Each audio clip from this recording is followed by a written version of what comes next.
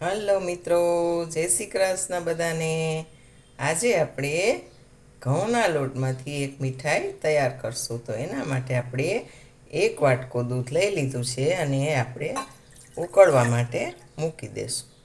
અને એની અંદર આપણા સ્વાદ મુજબ ખાંડ નાખી દઈશું.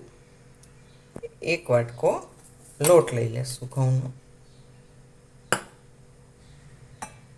અને હવે આપણે દૂધને ઉકળવા મૂકી દઈશું.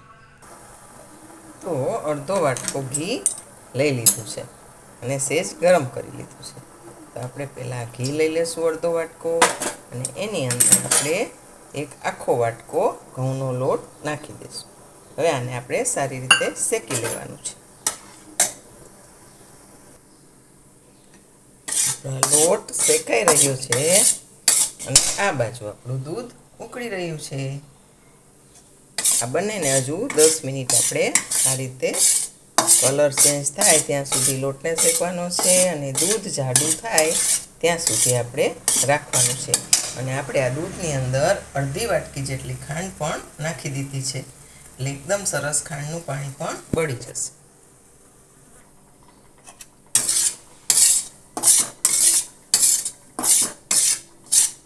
લોટ આપણો હજુ પણ થોડી વાર શેકવો પડશે. સેજ કલર ચેન્જ થાય ત્યાં સુધી આપણે લોટને શેકીશું. દૂધ પણ જાડું હજુ નથી થયું, એકદમ સરસ જાડું થઈ જાય, બધું જ પાણી બળી જાય ત્યાં સુધી આપણે ઉકાળવાનું છે.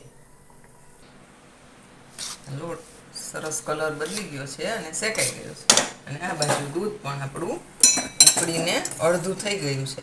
એટલે એકદમ જાડું અને અડધું દૂધ રહે ત્યારે આપણે ગેસ બંધ કરી દેવાનો છે.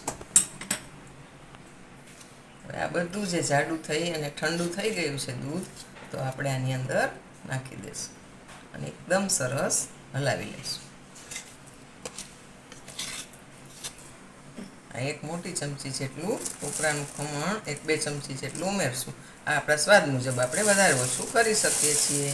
તો હવે આપણે એકદમ સરસ પાછું હલાવી લઈશું. હવે ટોપરાનું ખમણ એડ કરી અને આપણે હલાવી લીધું છે એકદમ સરસ. આ બધી જ પ્રોસીજર આપણે ગેસ બંધ કરી અને પછી કરવાની છે. એટલે એકદમ સરસ આપણી પોચી પોચી સુખડી કે જે આપણે મીઠાઈ કહીએ છીએ એ તૈયાર છે. બધું જ આપણે આ ઘીથી ગ્રીસ કરેલી જે થાળી છે એની અંદર નાખી દઈશું અને પછી સરસ વાટકાથી દબાવી લઈશું. આની ઉપર આપણે ડ્રાયફ્રૂટ કે કાંઈ પણ જે છાંટવું હોય તે છાંટી શકીએ છીએ, પણ અત્યારે મેં આમને આમ રાખી છે. તો એકદમ સરસ અને ખાવામાં પોચી એવી સરસ થોડી ઠંડી થાય પછી આપણે આના કટકા કરીશું. તો આપણે હવે આના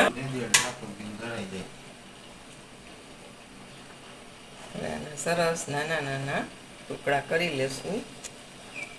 તો ઓછા ઇન્ગ્રીડિયન્ટ્સમાંથી બનતી આ આપણી મીઠાઈ રેડી છે.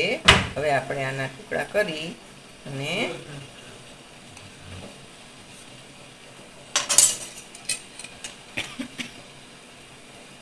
આ રીતે એકદમ સરસ અને ડિલિશિયસ ભગવાનને ધરવા માટે આ મીઠાઈ રેડી છે. તમને હું એક તોડીને બતાવું. એકદમ પોચી એવી આપણી આ સુખડી તૈયાર છે.